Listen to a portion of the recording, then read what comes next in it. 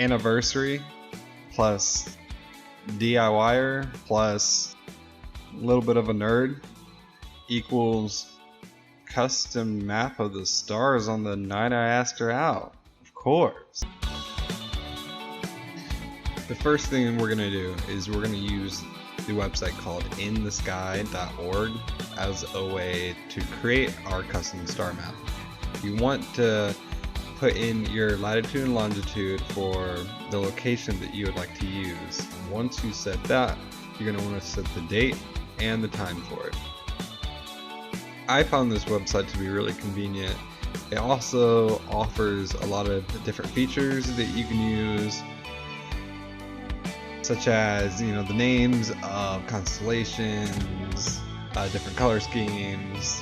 I decided to go with an all black color scheme, and I minimalized the names of the constellations. I thought that added too much clutter, and then added a few extra details that I thought looked really nice.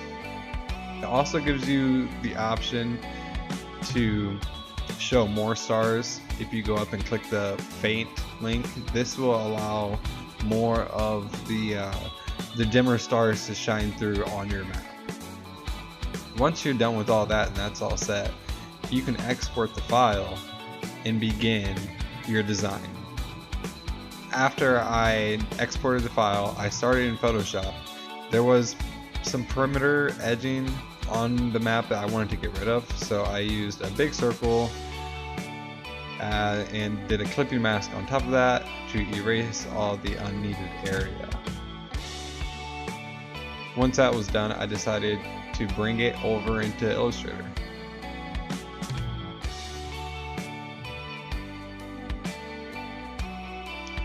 Once in Illustrator, I opened up a document that was going to be appropriate for the frame I was going to use.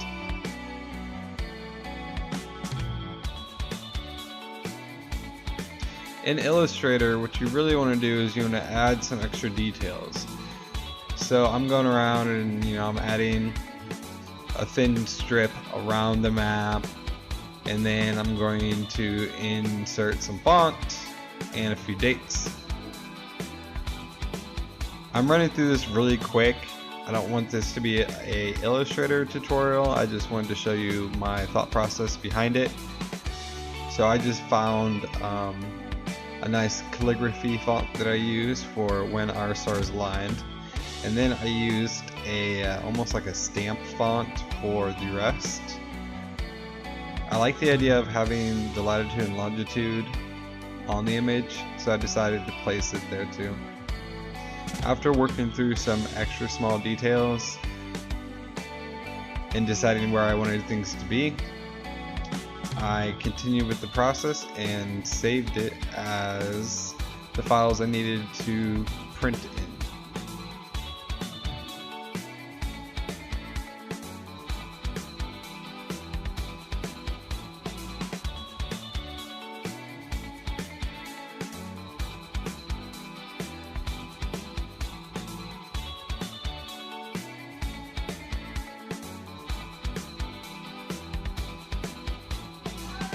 Once you have your design the way you prefer it, you want to save the file with a white background and the stars and the lettering and everything else is black.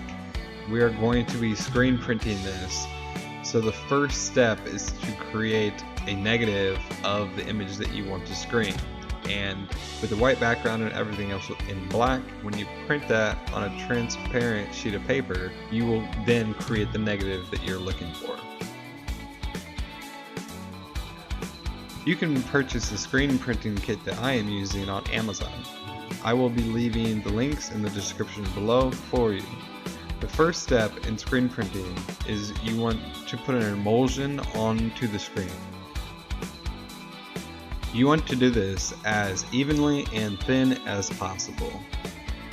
When I apply emulsion, I use my squeegee and go down one side, flip, and down the other. Do this as many times as it takes to apply the even coat.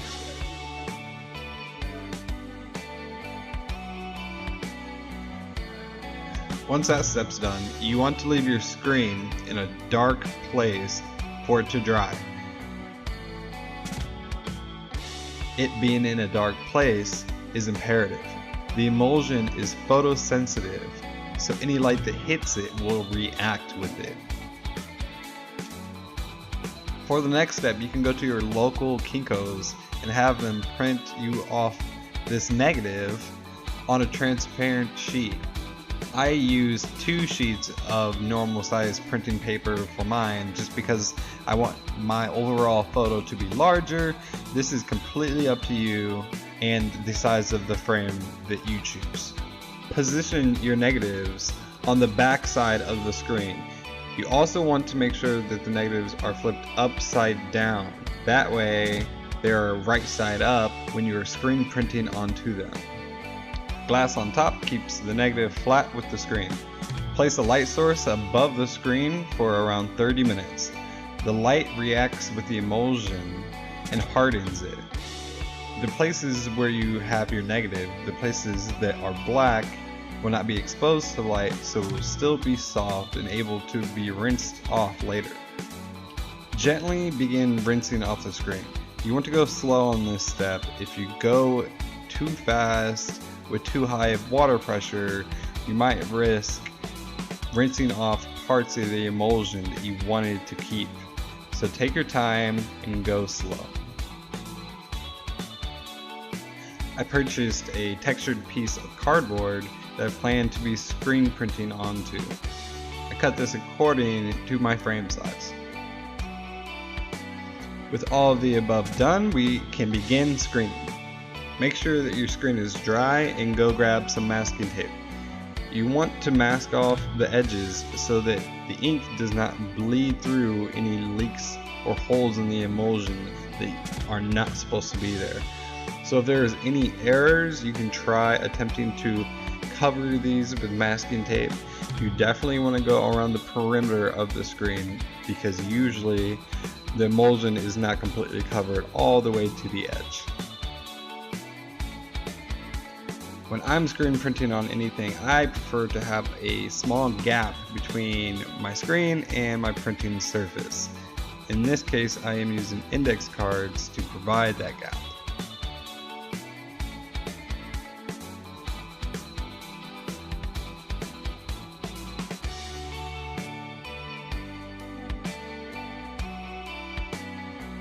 The ink that I chose for this project is a Speedball Silver ink. You want to put a generous amount of ink across your screen. You then want to grab your squeegee and at an angle, press down on the ink through the screen. Do this maybe once, maybe twice, until you believe that you have pushed the ink from the top of the screen through the tiny holes in the screen onto your printing surface.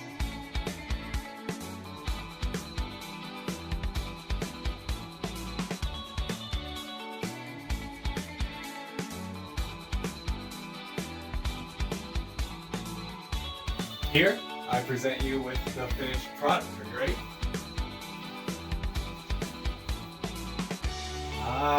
She's beautiful, isn't she? I think she turned out great. I think my girlfriend is going to love